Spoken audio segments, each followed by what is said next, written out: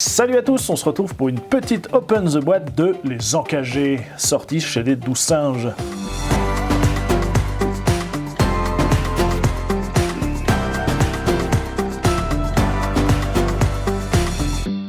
Les Encagés, c'est une belle grosse campagne de Tristan l'Homme. Donc Tristan l'Homme, pour les rôlistes un peu aguerris, vous avez sans doute déjà entendu parler du monsieur, puisque c'est un des auteurs de très nombreux scénarios pour l'Appel de Cthulhu. Et justement ici, dans Les Encagés, va y être un peu question de mythe de Cthulhu. Donc Les Encagés, c'est sorti chez les 12 singes. Ça se présente dans une belle grosse boîte avec pas mal de petites choses que j'ai mis de côté. Et là, on va déjà parler du livre. Vous allez voir, c'est un beau petit bébé. Et donc, dans Les Encagés, qu'est-ce qu'on va trouver ? Comme je l'ai dit, une grosse campagne. Je vous montre rapidement parce que j'ai pas envie de vous spoiler certains éléments ou autres. Mais en gros, dans Les Encagés, on va jouer des gendarmes à Bordeaux.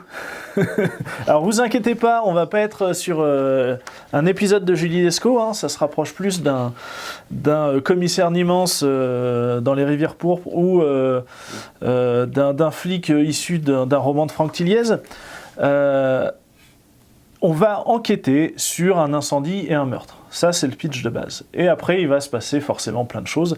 On est vraiment sur de l'enquête très bac à sable. Et pour commencer, dans le bouquin, on va avoir le contenu du livre et surtout le système de jeu. Donc en fait, c'est adapté. Les 12 singes ont repris le système de jeu de Cthulhuac et ils l'ont mis dans le bouquin. Donc ça veut dire que cette campagne, vous pouvez la jouer directement. Il n'y a pas besoin d'acheter d'autres bouquins, tout est dedans. De toute façon, le système Cthulhuac est assez simple.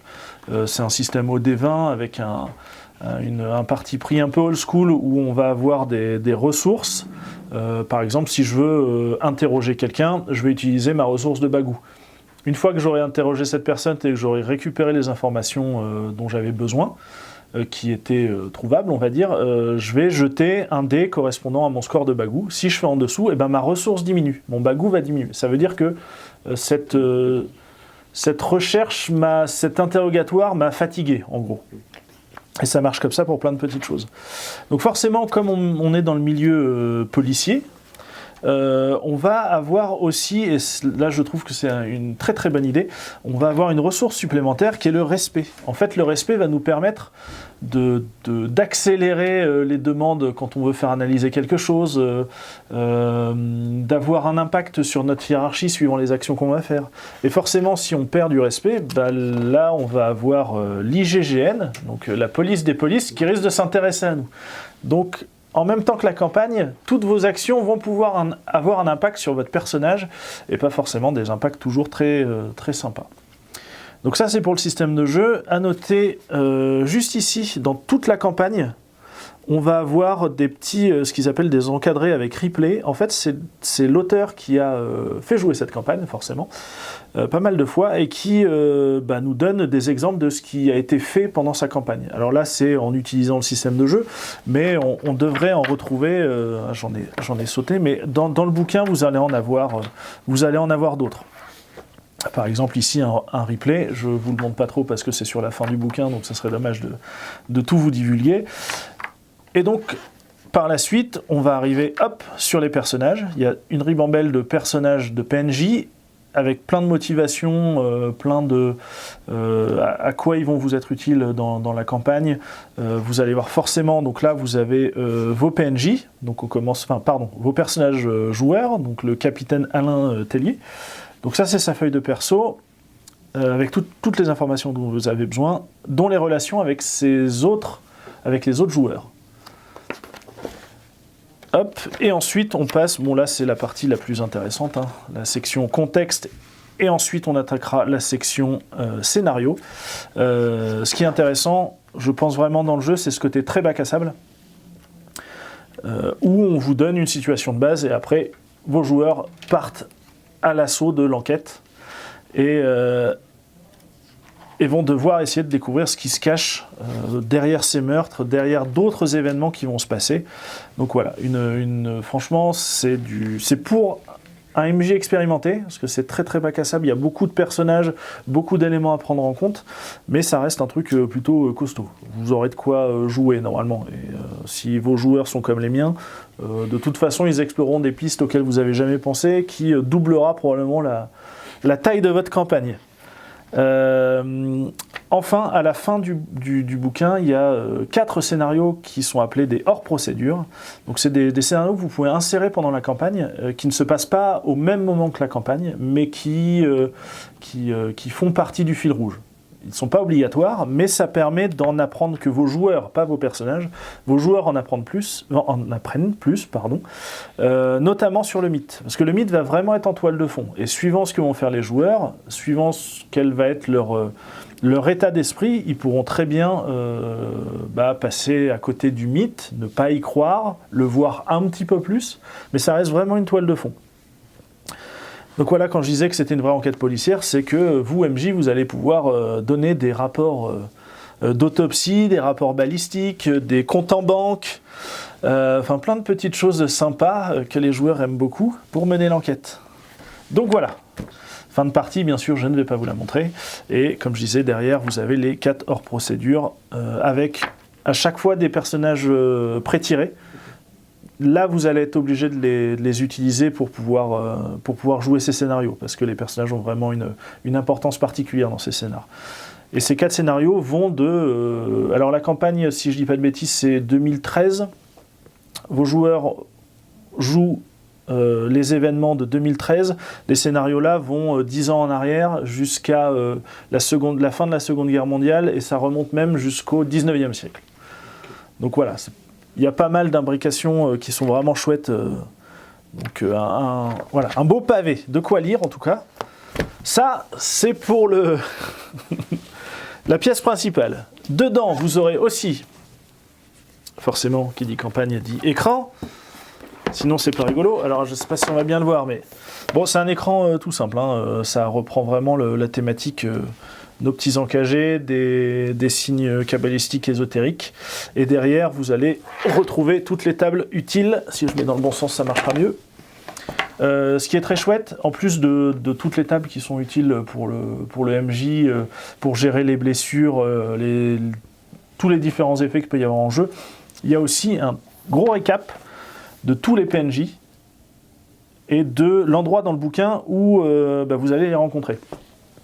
Et ça, c'est plus trop pratique quand on a un MJ et qu'on doit farfouiller dans le bouquin pour retrouver les persos, c'est jamais évident. Donc là, toutes les informations, vous les retrouvez ici, avec le numéro de page, donc vous pouvez consulter quand vous avez un doute. Voilà pour cet écran.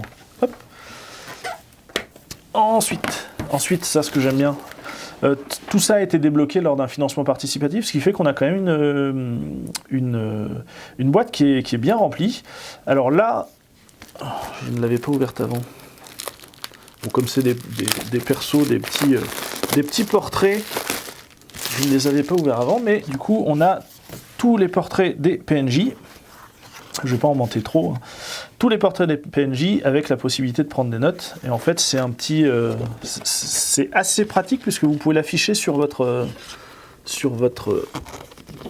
écran directement. Moi, j'avoue, je suis assez fan de tous ces trucs-là parce que permettre aux joueurs de visualiser. Donc, vous avez le portrait et la possibilité de mettre des notes. Et surtout, il y a toute la ribambelle de PNJ, donc ça permet aux joueurs de les avoir devant eux, de prendre les notes qu'ils veulent aussi. Et surtout quand on en reparle, il y a beaucoup de noms de personnages, donc au bout d'un moment, on a tendance, enfin moi en tout cas, j'ai tendance en tant que joueur à me perdre facilement. Et ça, c'est le genre de truc qui me permet d'y me retrouver. Donc ça, c'était pour le petit côté sympa. Ensuite, on a forcément les dossiers de personnages. Donc ça, c'est le classique. Hein. On va retrouver à chaque fois la petite fiche façon casier judiciaire, le background, les autres PJ et les relations qu'on a avec, la feuille de perso, enfin voilà, les classiques. Et ce qui est là, c'est tout ce qui est expérience. Forcément, on va gagner de l'expérience au fur et à mesure de l'enquête et on va pouvoir améliorer notre personnage. Et enfin, ça, quand on est gendarme, il y a quelques petites choses qu'on doit savoir. Donc là, on a un récap les différentes les informations un peu générales, quelle base de données on peut consulter pour retrouver une immatriculation, des choses comme ça. Les demandes d'analyse. Donc ça c'est pour la partie joueur qui est très bien fait, mais c'est finalement assez classique. Et on a ensuite l'agenda du meneur. Ça c'est vachement bien. Vous allez avoir, alors je vais vous montrer de loin. On peut montrer de loin. Vous avez toute la chronologie des événements. Vous avez un récap jour par jour de tout ce qui s'y passe et de à quel moment vous pouvez lancer tel événement et ainsi de suite. Et vous avez aussi, la petite liste des demandes d'analyse. Parce que ça, les analyses se font pas comme dans les séries où on envoie un échantillon au labo et 2 heures plus tard on l'a. Là, ça peut prendre plusieurs jours. Donc du coup, en tant que MJ, vous allez pouvoir prendre des notes pour avoir trace de tout ça et rien oublier. Parce que les joueurs n'oublieront pas. Et enfin, et c'est là où c'est le gros morceau aussi de cette campagne, alors ce n'est pas une ramette de papier, ce sont toutes les aides de jeu au format papier. Bon, il y en a un paquet. Là, forcément, on a la carte de la région bordelaise. Et ensuite, on va avoir vraiment tout, les calendriers, les cartes, les rapports d'autopsie, les rapports les recherches d'immatriculation, les rapports balistiques, les rapports téléphoniques. C'est très très foisonnant. Je ne sais pas combien il y en a exactement, mais il y en a un sacré paquet. Et je crois qu'il y a aussi quelques PNJ qui sont dedans. Alors voilà, je vous en montre pas trop, mais ça fait une belle pile d'aides de jeu. Donc voilà, là j'ai fait le tour. Donc quand même pas mal de choses à se mettre sous la dent, une très très grosse campagne de Tristan l'Homme, et voilà, pour MJ expérimenté, je dirais, pour joueurs, ça va dépendre plus des joueurs, mais en tout cas il y a de quoi faire et ça promet de belles heures de jeu. Voilà, on se retrouve une prochaine fois, à bientôt.